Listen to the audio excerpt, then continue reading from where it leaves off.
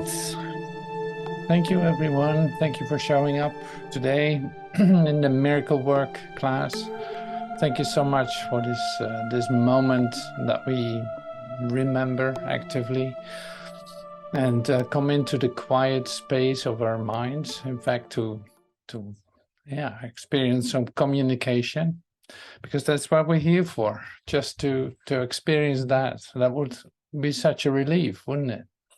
To just come into this quiet together and actually discover that we are communicating, that really nothing was necessary for that, but just to let go of some old occupation, of some old idea about where we think we find ourselves and all that. So I'm happy that you're here and that you decided to join, and it's great. So we continue today with the advanced light lessons, as I call them, lesson 92, 91, 92, 93 from A Course in Miracles, because it's like this information you can hardly get anywhere else. So you will, this is a great way to get in touch with it. And it's practical, so you can exercise. And today there's another exercise in it that you can do, say, whenever it's suitable for you during the day. And it's a 20-minute silence, in fact. So this is, in fact, the lesson that you do after 92 days of practice.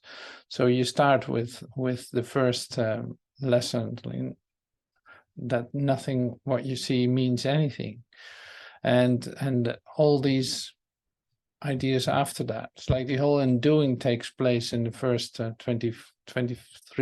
lessons, entering into the holiness lessons and repeating those, making sure that you didn't miss any out of it, and seeing that it just continues with forgiveness, and seeing that whatever you were attacking is already over, and whoever you thought you were is not what you are. So there have been dramatic shifts taking place in order for you to come to know yourself. That's really a dramatic shift. So great, and we continue. And here we are after the review of the lessons up to 70, I think is 70, oh no, almost lesson 80. Then you get a review again, 10 lessons. And now we're at 90, 92. And that's what we're going to do today. So last time that we met, it was like, last time that we met with the miracle work, it was, I'm not weak, but strong. I'm not helpless, but all powerful. All these opposites, seeming opposites, were shared. But actually, it was just confirming that what is related to you in your true essence of yourself. And so today, there's another factor coming in. And that's really seeing that light is strength, is strength. It's really interesting because you're so familiar with the idea of light. Like you can turn on the light, and then you can see better in the darkness in this world. But it is not what light is as it is being shared here. So that's easy to discover, so it has nothing to do with any kind of object that is temporarily available. It has nothing to do with the ephemeral, in other words. It has nothing to do with what you see, or where you can say like that is there and that is here. Like it has nothing to do with space as we know it and time as we know it. It has all nothing to do with that. So that makes it different. So this is a whole different quality, and say one that exists really. And of course you're convinced that your three-dimensional world is real at times, but there's an alternative. So and this alternative is an experience. It is not anything else, and you don't need your senses for it, but at the same time it needs your presence, it needs you. And you are the one that's going to experience it, because you discovered already too that there is nothing outside of your consciousness that can do anything to you. That's why you were able to forgive, seeing that there is no time, that you only see the past with your eyes. You see something that is over, and here we are, finding ourselves in a so-called place, and doing all kinds of things, and walking up against all kinds of things too, and getting ourselves into all kinds of situations, based on the fact of something that we make real. See, that's how incredibly expanded this illusion goes, in fact, and that is the idea that there is something outside of you, that you seeing something is already what an attack is. It has nothing to do with life eternal. It has nothing to do with peace, no matter what you're looking at. So where does this end? You would ask. Where does this end? How does this work? Well, this is really where, say, the lesson 92 comes in, and will be very helpful. So we're going to use that. We're going to use that in a moment. I have some background noise here again. It will take a moment. It's my laundry machine having his first, say, climax of the day, I guess.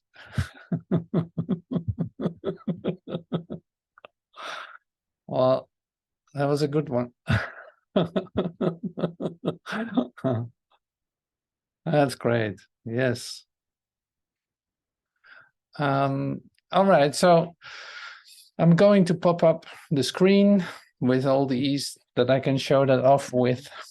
And so there are a couple of things happening today. So this is one of them. So I have my Bible ready too. And so we use the biblical references that are mentioned here too, just to make the picture complete and also nicely illustrated. And not that it's just a picture, but it is just a matter of speech, of course. So miracles are seen in light, and light and strength are one. That's the title. So the idea for today is an extension of the previous one. You do not think of light in terms of strength and darkness in terms of weakness. That is because your idea of what seeing means is tied up with the body and its eyes and brain. So I stop right here. So it's like you don't think of light in terms of strength and darkness in terms of weakness, because you're so accustomed to the idea of darkness that you say, you gave it all kinds of value and power over you, seeing that something apparently was outside of you.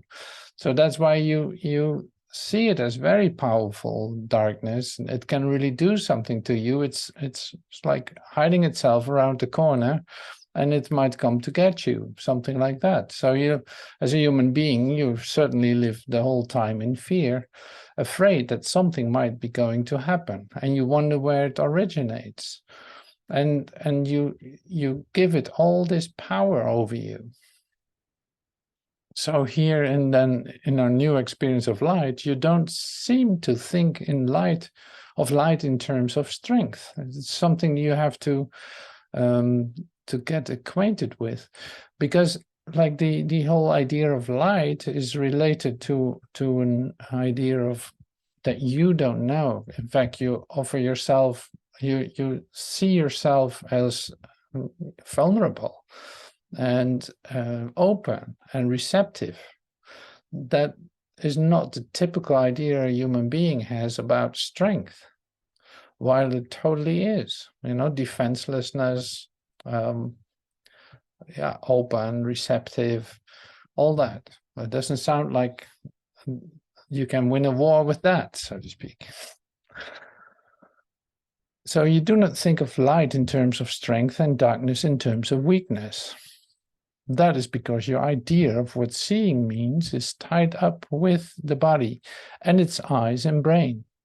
This is why you believe that you can change what you see by keeping little bits of glass or other material or the clear material before your eyes, held in a frame or placed against the eyes. You think you can change what you see by keeping it there, having this thing on your nose. These are among the many magical beliefs that come from the conviction you are a body and the body's eyes can see. That's what you think, right? So is there somebody here who doubts that you can see with your body's eyes? Probably not. That's pretty amazing, isn't it? So the fact that you think that you see something with your eyes is a denial of what truth is. Wow. You also believe, well, here's another one. So you also believe the body's brain can think. If you but understood the nature of thought, you could but laugh at this insane idea. It is as if you thought you held the match that lights the sun and gives it all its warmth, or that you held the universe imprisoned in your hand, securely bound until you let it go. Yet it is no more foolish than to believe the body's eyes can see and the brain can think. It is just as foolish. So a little resume then. The body's eyes don't see. You can't think with your brains, and you don't see anything. Like none of that. You cannot really see anything. So that's why we say walk around in darkness and think that that's the only thing there is, because we don't see beyond it. And that is pretty wild too. So this is quite a confrontation here.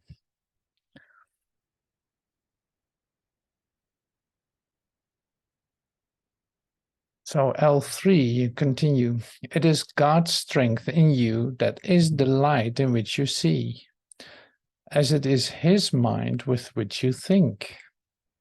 His strength denies your weakness. It is your weakness that sees through the body's eyes, peering about in darkness to behold the likeness of itself, the small, the weak, the sickly and the dying, those in need, the helpless and afraid, the sad, the poor, the starving, the joyless. These are seen through eyes which cannot see and cannot bless.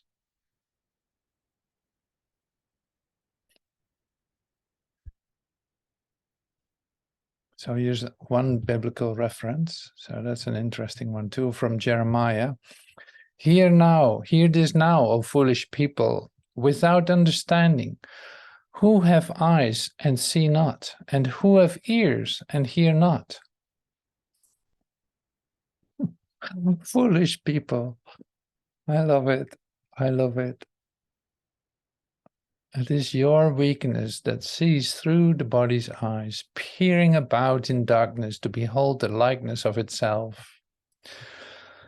Beholding the likeness of itself. It's like that's how bad it is. You can only see what you think about yourself. Wow. So I want more of this. Let's continue.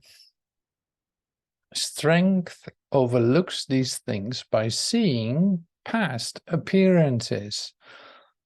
It keeps its steady gaze upon the light that lies beyond them. It unites with light, of which it is a part. It sees itself.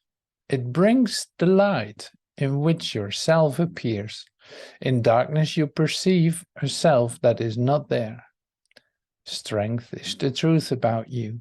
Weakness, an idol falsely worshipped and adored, that strength may be dispelled. and darkness rule where God appointed that there should be light. Strength overlooks these things by seeing past appearances. Okay. See, we have all heard this, and I love to read it in this lesson, just because it's so systematic. In fact, it's like, okay, the body's eyes don't see what I think I will see, like that's the world I believe is there. What I value, it will be manifested for me. Like I give it the power to be something. So that means when I withdraw from that, when I see beyond these appearances, that whole picture will fall apart. It will just change. I will see the light that's beyond all of it, because in fact there is nothing else but light. So this is quite the lesson, isn't it? It's like we have been doing this. We have been looking at it. We heard many teachers say it, like Joel Goldsmith said it too a lot of the times. It's like, beyond the mesmerism, look beyond the mesmerism, look beyond appearances. No, it's not what your eyes behold. No, it's not that. And you see in Jeremiah, it was already said, it's like, you have eyes and you don't see, you have ears and you don't hear. Like, what is foolish people, it's even said. It's like, dummies, come on, dummies, wake up, wake up. You don't see anything. You trust in darkness. You don't recognize the light because apparently you don't want to see that. So now you have heard this, and then you discover, oh my God, I can actually see this in a whole different light. I can see this in a different way. So why wouldn't I? Why wouldn't I? And then what happens with you when you hear that? Like, how long will it take before you come to applying this, what you have heard? It can take a moment. It can take a moment. It is not immediately present with you all the time. So, but it's definitely an invitation to stand still with the brain cannot think, the eyes don't see anything. So I'm perceiving a problem, but where do I perceive that with? With something that really is not there, that really cannot even do these things that I think is happening to me or whatever. It's like, so I have to realize where it originates, what I see, what I think that my problems are, what I think that I see, what I think that might happen, or all your concerns. Like, what do you think about concerns? Why do you think those things with? So here it is being shared, like, no, the mind of God is the only thing that you can think with. It's like the mind of God is where you think with. And that means you don't think in the way that you think. It is a whole different procedure altogether. So you will have to ask for what it is, because you have no idea. Like the same, I use this a lot. Like, I have no idea what to say in this class. I have no idea what to say. So I have to ask for it. Like, what am I supposed to share? I don't know. I have no idea what would be the best for everyone. I would have no idea what should be shared in this moment. In that, I trust. I only can trust that, because when I think I do the right thing, I know the consequences of it. It is just not the right thing. So, and this trust, you develop the trust in that in your defenselessness lies your safety. By stepping back, the light will guide the way and tell you what to do, where to go, what to say, and all that. And also how to respond to what you are perceiving, having it being transformed into something that is not what it appears to be, but what it truly is and what is truly happening. So that is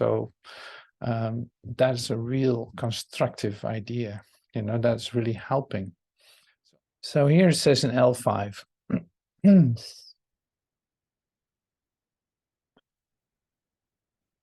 Oh, so a little above that, strength is the truth about you. Weakness is an idol falsely worshipped and adored, that strength may be dispelled and darkness rule, where God appointed that there should be light. Strength comes from truth and shines with light its source has given it. Weakness reflects the darkness of its maker. It is sick and looks on sickness, which is like itself. Truth is a savior and can only will for happiness and peace for everyone. It gives its strength to everyone who asks, in limitless supply.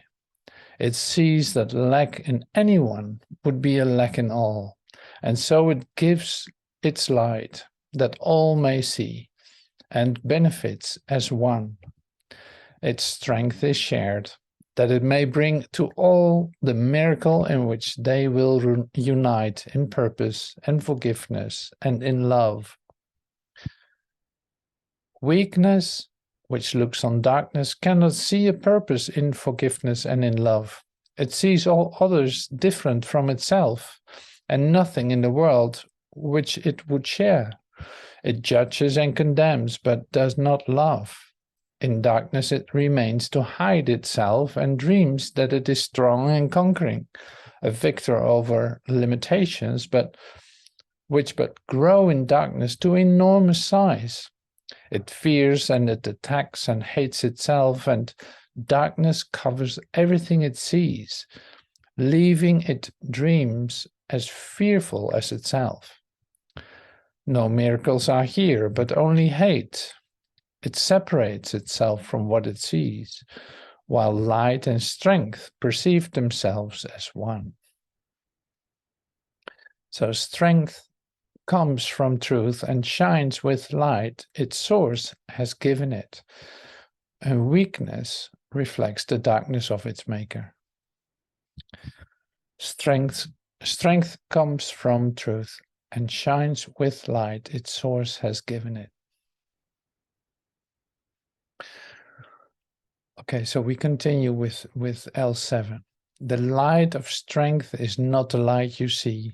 It does not change and flicker and go out. It does not shift from night to day and back to darkness till the morning comes again. The light of strength is constant, sure as love, forever glad to give itself away because it cannot give but to itself. No one can ask in vain to share its sight, and none who enters its abode can leave without a miracle before his eyes, and strength and light abiding in his heart. That's so great. That's so great. So you see the quality, it actually has a quality. You can say that. It's like strength, love, peace has a quality. Light has a quality. And darkness is nothing, is not something. Like the whole invitation. Oh, I hear some noise. Oh, sorry, I have to do something with that. Oh shit. Yes, indeed. I could even hear that too. That's great. So and the beautiful thing then here in this lesson is that we actually can stand still and practice light. This is a real light exercise. It's like to see light in a whole different way is to experience light. In fact, that will convince you. By experiencing light, you will be convinced of its quality.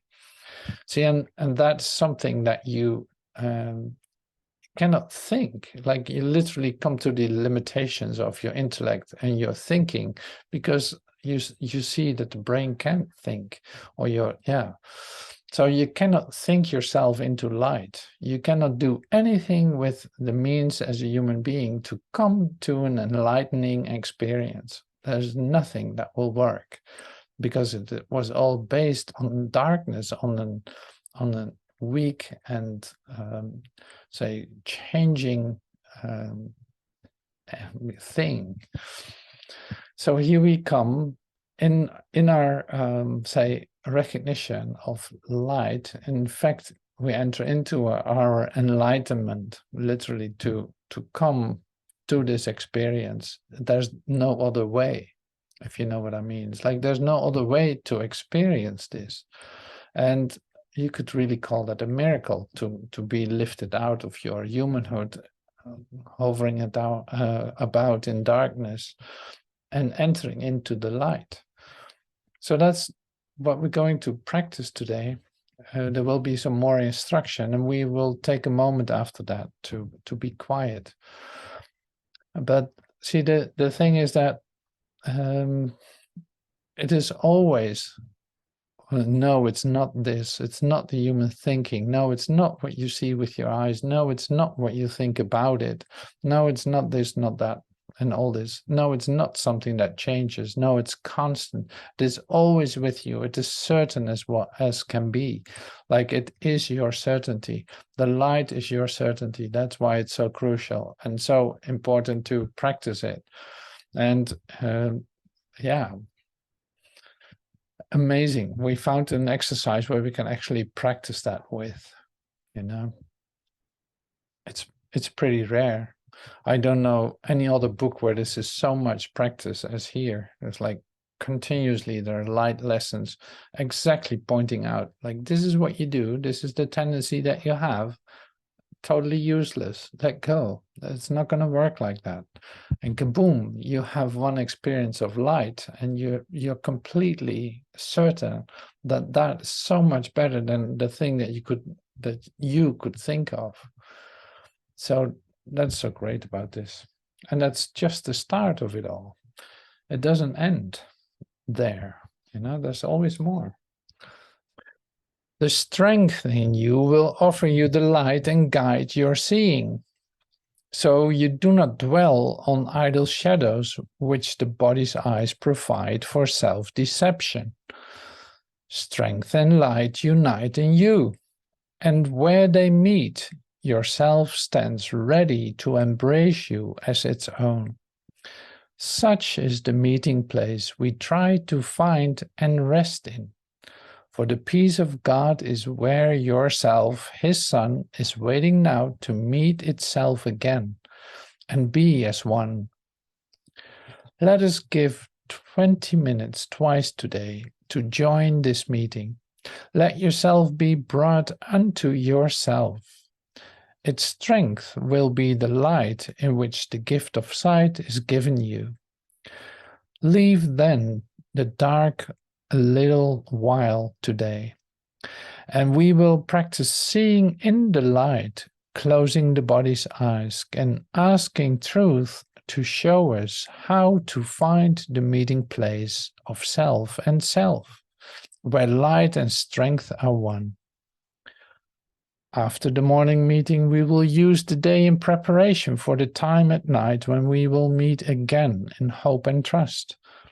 Let us repeat as often as we can the idea for today and recognize that we are being introduced to sight, to Christ vision, and led away from darkness to the light where only miracles can be perceived. So miracles are seen in light, and light and strength are one. So we follow the instruction here and say, do this for 10 minutes or so. Let us give 20 minutes twice today. So we do it 10 minutes today. And you can do another 10 when this class is over. Let yourself be brought unto yourself. Its strength will be the light in which the gift of sight is given you. Leave then the dark a little while today, and we will practice seeing in the light, closing the body's eyes, and asking truth to show us how to find the meeting place of self, and self with a capital S, where light and strength are one. Okay, so let's do that. Miracles are seen in light. Light and strength are one.